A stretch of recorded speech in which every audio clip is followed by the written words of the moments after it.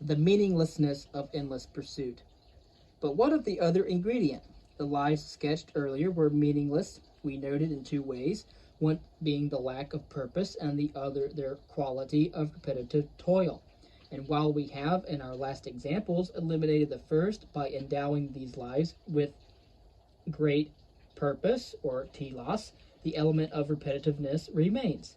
The nuns, we suppose, do indeed glorify God, but in a sense they never get anywhere. They are on a treadmill that turns a great wheel and performs a great task, but the task is unending, and the purpose is never really fulfilled. So it is with Sisyphus. Even though his mission now is to erect an everlasting temple of great beauty, and he can be said actually to be doing that, he is nevertheless doomed to the frustration of never completing the work, thus never really fulfilling his purpose. It's like a man running and never getting anywhere. Every pursuit of a goal is animated by the hope of achieving it. If the very goal of one's existence is impossible to attain, if the purpose is there but the fulfillment of it always elusive, then life is merely a betrayal, like that of a dog in pursuit of a stuffed rabbit that hangs from a pole in front of it, the pole being fixed to the dog itself, so that the increased frenzy of pursuit only results in the accelerated elusiveness of the dog's already illusory prey. Our goals, unlike the dog's, may be real enough, but if the hope of attaining them is as illusory as in this simile, if there is no possibility of fulfilling them, then in a very real sense they are false goals after all, and the same falseness is imparted to our lives. At some point it must be possible to rest.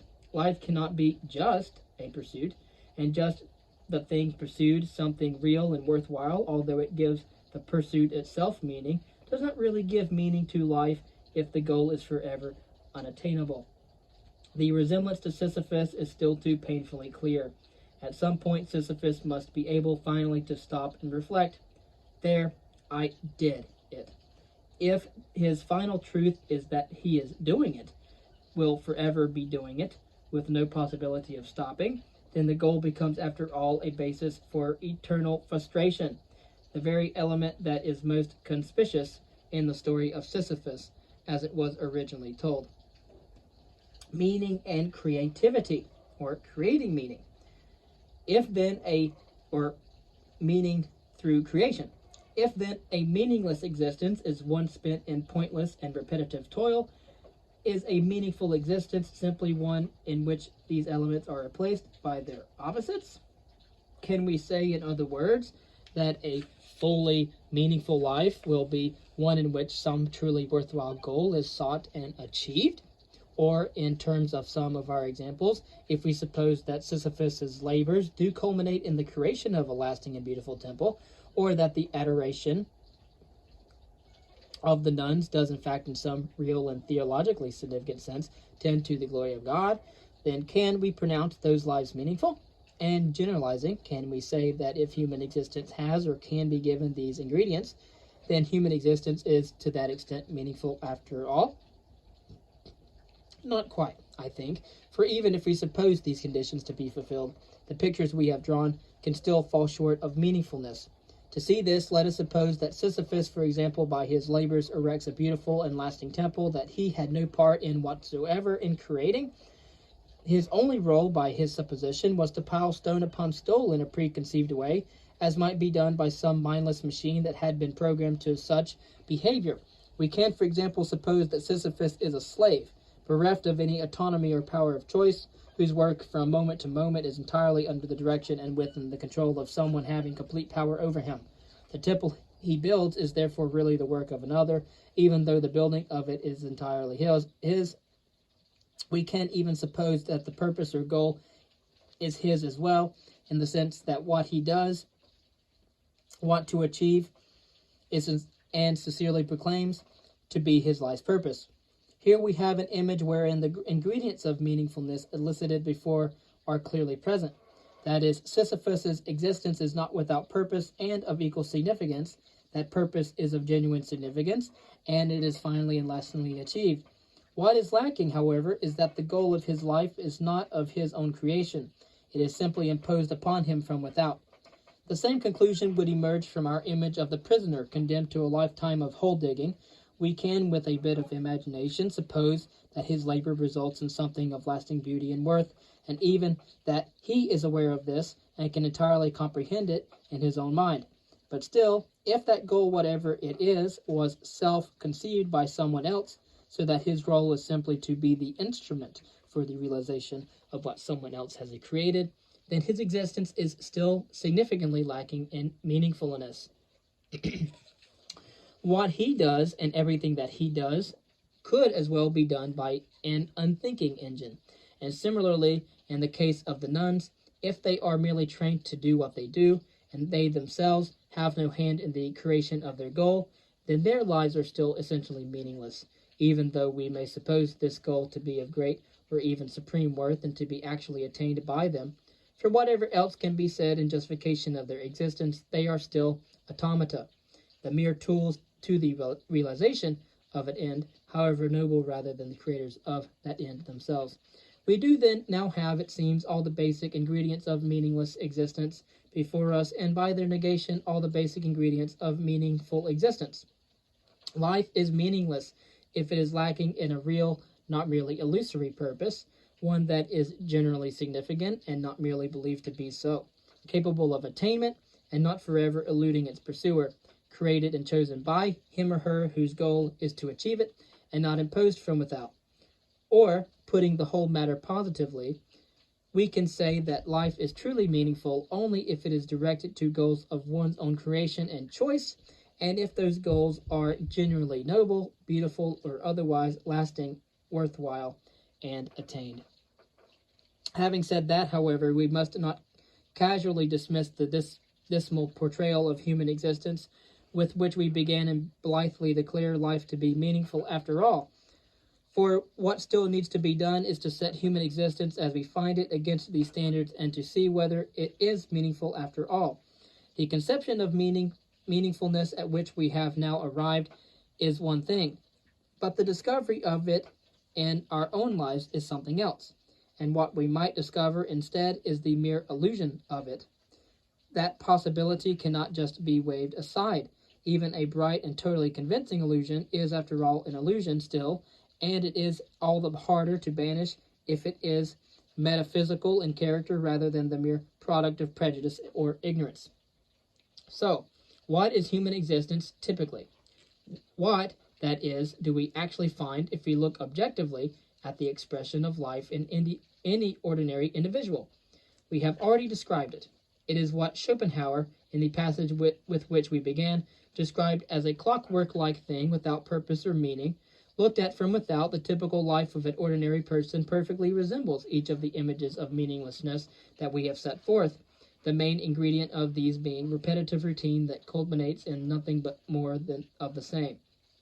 Why then do people cling to it? Why do people cherish life above everything else, consider the loss of it the ultimate calamity, and ward off any threat to their existence at any cost? And why, above all, do people rejoice in it? For if you look about you, you will find a strange paradox, namely that the happiness of the happiest people, the ones who find least to complain of in their lot, are precisely those who live lives that are the most totally meaningless. The people whose days have hardly varied from an accustomed routine through their entire lives, and who now, toward the end, pursue exactly the same routines, with no different results from before, that is to say, no more effect than the enlargement of some senseless object or objective that they have already reached 1,000 times, nevertheless declare with total honesty that they are happy, that life has been good, and that they look with pride upon what they have brought about, some considerable accumulation of possessions, or the notice of their peers, or sometimes nothing more than a great number of years of walking a treadmill. The sheer magnitude of the labor is sometimes a source of deep contentment, even though at the end of it nothing has been changed. Why is this what we actually find when at the same time the image of Sisyphus or the prisoner, filled with the zest of life, laughing and singing as they plod year in and year out at their meaningless labor, would seem to be the height of incongruity and absurdity? We can find the answer to this if we look once more at the chanting nuns in the context of the second and of our four suppositions. Suppose, that is, that these nuns, instead of being reluctantly driven to their task, have been somehow conditioned to embrace it, so that their behavior is the expression of a strong and deep urge. In this case, their lives, however meaningless, will be nevertheless joyous. Or consider Sisyphus once more. Suppose that the gods, when they condemned him to an eternity of stone rolling, had at the same time imbued him with an intense and insatiable desire to roll stones. Perhaps we can make this possibility seem more real if we imagine Sisyphus to have had injected into his veins some hormonal substance designed to rouse him in just that kind of intense and irrational urge. In that case, of course, Sisyphus would not have viewed his fate as a condemnation at all, but as a fulfillment, the fulfillment of his deepest and strongest desires. Or, varying the image once more, consider a sensualist whose desire for sexual indulgence is, let us suppose, constant and recurring, and moreover so strong as to dominate every other desire and to govern his or her entire activity, so that he or her is completely indiscriminating in his or her choice of persons and quite heedless of the effects of his or her behavior. And now let us place beside it the image of our prisoner in the earlier example, who was condemned to a lifetime of digging holes. But let us add to it the supposition that this prisoner has exactly the same kind of intense, insatiable, and overwhelming desire to dig holes as does the sensualist desire for eroticism. Now, the convict, like Sisyphus, will view his life not as one of hard labor, certainly not one of meaninglessness, but as good. He will, or she will, be in exactly the same position as the sensualist who is surprised to discover him or herself condemned to a lifetime of erotic stimulus, wherein all their fantasies and dreams find fulfillment. Or in other words, he or she will find themselves in a position much like that of all of us, for the impulses that govern the lives of most people are no more rational than this and have as little to justify them in their outcome. What is to be said for them is that they are strong, sometimes insatiable, and always reoccurring. So long, then, as we are free to respond to them, free to pursue our ends and goals as we imagine them, we deem our lives to be good and declare ourselves to be happy. The picture of the person devoted entirely to the accumulation of property, daily enlarging this until by life's end it has assumed grotesque proportions, and the achiever of this result has become the envy of all. This picture resembles exactly that of the prisoner who has spent their entire life working and digging one immense hole. If such a prisoner had been conditioned to seek such an end, to regard it as a means of self-glorification, and if the rest of us had similarly been so conditioned, then he or she would by no means think of themselves as a prisoner, but rather as the most blessed of men or women, and we would look upon them with the same envy in which the rich are typically viewed.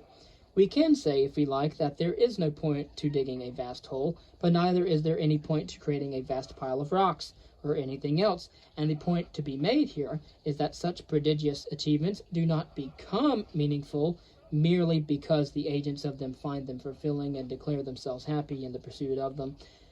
If you were to learn that the rest of your life would be spent digging an enormous hole, then it would perhaps be a reassurance of sorts to be told that you were actually going to enjoy doing it. If, further, you were born with, or at any early age conditioned to, a strong desire to do this, then you would not need to have such a task assigned to you. You would go to great lengths to gain the opportunity and consider yourself lucky if you got it.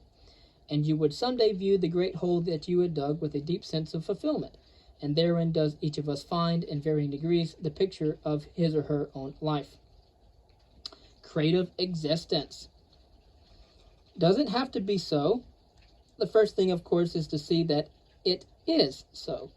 That really the main feature of all existence is its meaninglessness, and to see that this meaninglessness does not evaporate under the supposition that we somehow find it fulfilling.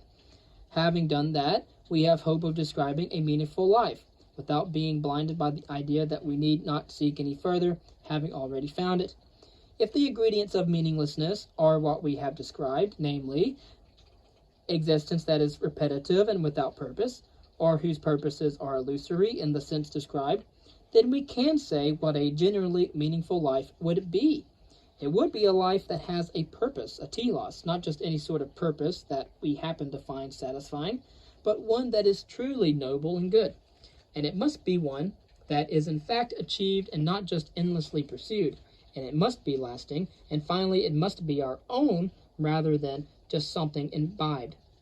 In short, the only genuinely meaningful existence is one that is creative. The one word sums it up, and if really understood, discloses entirely what is missing, not only in all the animate and inanimate existence that surrounds us, but in the lives of the vast majority of human beings. It is also what philosophers have always sought as godlike, or what makes man, in the ancient metaphor, the image of God, or the imago Dei. For what is godlike is not blind power, or aimless knowledge, or unguided reason, but simply creative power. It is the primary attribute in the very conception of God. It is what makes the concept of God appear to be awesome. So, because we have creative power, and because on the hierarchy of values, the greatest value that we can ever attain to is, in fact, our God. And to see this, let us return one last time to the image of Sisyphus, radically revising it so that it becomes the image not of meaninglessness, but rather of genuinely meaningful life. It is not enough, as we have seen, merely to make Sisyphus an object of envy rather than of pity, by supposing him to fulfill his deepest desires, as the rest of us desire to fulfill ours, for the desire itself might be worthless. Suppose then that Sisyphus, in rolling stones day after day, is not carrying out a sentence, but rather a plan. Suppose further that the plan is his own, totally the fruit of his creative mind, rather than something that has been handed to him. And suppose that his plan is to build a great and everlasting temple, not merely beautiful to his eyes, but truly beautiful in the eyes of every future generation of mortals, and let us suppose of the gods as well. And let us finally suppose that Sisyphus succeeds in this. Here we have finally the perfect image of meaningfulness, albeit an extreme one. Every element of meaninglessness that we inserted into our earlier images has been replaced in this one by its opposite, so that as those conveyed in extreme and exaggerated form the idea of meaninglessness, this one conveys, once it is grasped, the idea of meaningfulness, though in similarity it is exaggerated in form. Now, if we apply what has been said to life as we actually find it, rather than to extreme and imaginary cases, we can discover the difference between a meaningful and a meaningless life quite unmistakably. A person who does actually succeed in creating something generally good, perhaps even beautiful or noble, has lived meaningfully. And we need not ask whether this person is happy, whether what he or she has done receives any acclaim or is even noticed, for we are not asking what is required to become happy or noteworthy, but rather what is required for an individual life to have meaning. Some persons might not, to be sure, seek such a meaningful existence, even if it were pointed out to them. Indeed, probably most persons would not, but that too is beside the point. We have been concentrating on two quite specific areas, namely meaninglessness and its opposite, meaning, or meaningfulness, and this has nothing to do with what the majority of persons happen to seek, or even what they would seek if the world were different. The meaning of creation. Does all this mean then that the only meaningful life is one devoted to the creation of some object, some great work of art, or whatever kind? It does not. But at the same time, a perfectly clear idea of a meaningful existence is just that. Just not all of us spend our lives digging holes, rolling rocks, or chanting meaningless words. Nevertheless, our lives do greatly resemble those pictures, and similarly, just not as everyone's life is that of a genuine creator, one's life can resemble that. For creation is not just the creation of things. Creativity is a state of mind, which sometimes expresses itself in small and otherwise insignificant ways. Great or small, it is precious, and it is the only thing that finally converts life to meaning. No animal, for example, can look at nature or any object of nature creatively, but a person can. A person can contemplate the simplest and otherwise least significant thing creatively, can thus consider a blade of grass, a hill, a thunderstorm, a snowflake, virtually anything, a sunset. Similarly, the creation of such a work as Plato's Republic is certainly meaningful. It would be laughable for anyone from whatever ideology to suggest that Plato's life had no meaning. Yet meaningful thought need not be thought that has such a result as this, or indeed any result whatever beyond itself. One's very thoughts can be poems, even if unuttered, in contrast to being trivial or imitative, as most thought is most of the time. Consider two persons looking, say, at a meadow. One sees it for its size, its possible value, the use to which it might be put. He sees it, in short, only in terms of his own conditioned desires, rather as an animal would see it. The other, we can suppose, considers none of these things, but is instead drawn to a tiny and insignificant flower at her feet, and looks at it in a way that the other person is incapable of viewing it, in a way that no animal can view it. She looks at it creatively, not merely finding it meaningful, but investing it with meanings by her own creative power. This is not the creation of an object, but it is creation just the same. It is quite possible to go through life this way, more or less, more in the case of true genius, less, but in the same mode for others, but not at all for the most forsaken of persons, who are totally bereft of creative thought and feeling, and simply replicate as animals do what others have already thought and felt and done. Thus one can be creative in his or her relationships with other persons, infusing into these much more thought and feeling than would simply be elicited by passive encounter, or one can simply respond unthinkingly and uncreatively as he or she feels prompted. Most human relationships are, of course, of this second kind, unthinkingly and uncreatively. For some persons, they are all that is really possible. But that more is possible is perfectly apparent to anyone of a creative spirit. And so it is with everything under the sun, with the entire earth and all it contains, and even the heavens too. God, we are taught, did not merely come upon all this and decide to make it his own through sheer power. Instead, God created it all, as we are told, and really is for this reason alone thought to be God. We are not gods, but we are not just animals either.